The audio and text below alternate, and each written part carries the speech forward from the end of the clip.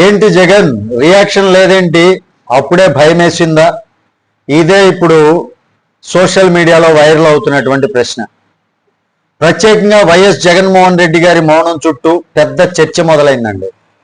ABN Andhra Jyothi ఎండి వేమూరి రాధాకృష్ణ గారు చేసినటువంటి comments అవి సాధారణ విమర్శలా అంటే కాదండి, డైరెక్ట్గా వ్యక్తిగతంగా ఫ్యామిలీ వరకు వెళ్ళినటువంటి కామెంట్స్.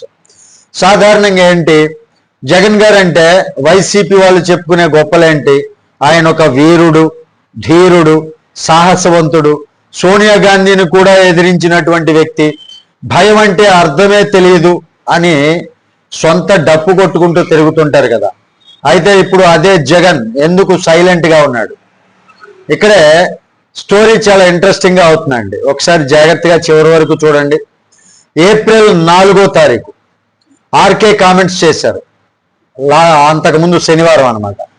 అప్పుడే రియాక్షన్ రావాలి వెంటనే, కానీ రాలా. లేదా మరుసటి రోజు రావాలి, అయినా రాలా.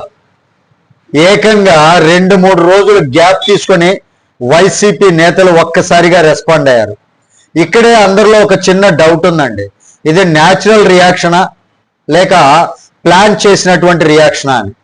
అదే సమయంలో ఆగ్రహంతో ఏబిఎన్ ఆఫీస్ దగ్గరికి వెళ్ళడం, ధర్నాలు చేయడం, హెచ్చరికలు చేయడం, బూతులు తిట్టడం ఇవన్నీ జరిగాయి.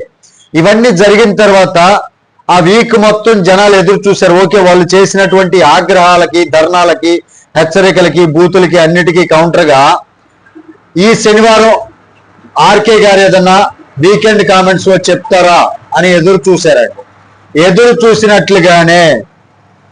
ఎదురు చూసినట్లుగానే ఏప్రిల్ 11న ఆర్కే గారు మరోసారి కామెంట్స్ చేశారు.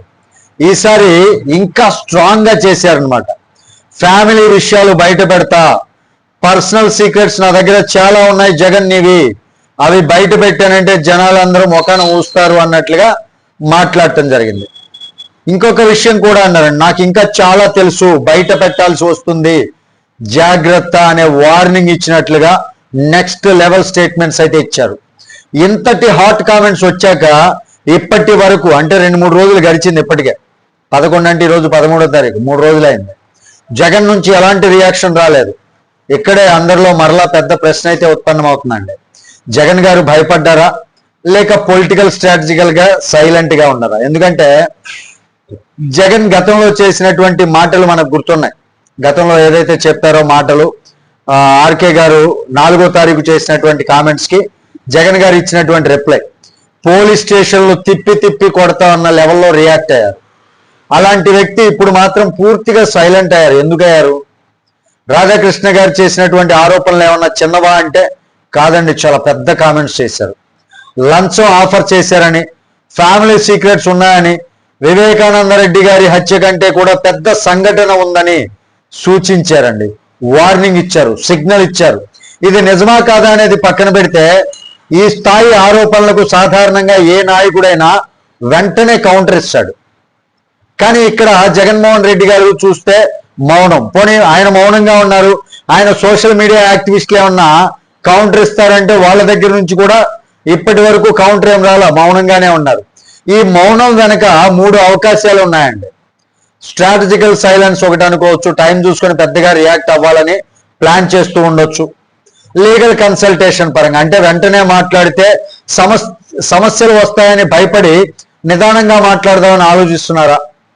లేకపోతే డ్యామేజ్ కంట్రోల్, ఇష్యూ పెద్దది కాకుండా ఉండాలని ప్రయత్నం చేసి సైలెంట్ గా ఉన్నారా?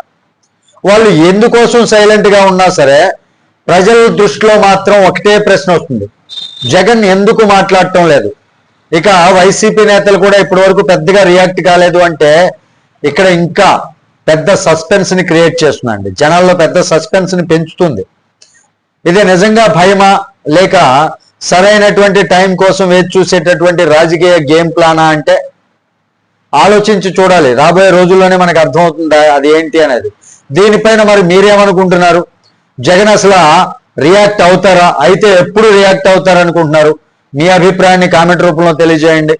వీడియో నచ్చితే ఖచ్చితంగా లైక్ చేయండి, ఛానల్కి సబ్స్క్రైబ్ చేసుకున్నాను కొంచెం సపోర్ట్ చేయండి. తిరిగి నెక్స్ట్ వీడియోతో మిమ్మల్ని అందరినీ మీట్ అవుతున్నప్పటి వరకు సెలవు. జై హింద్.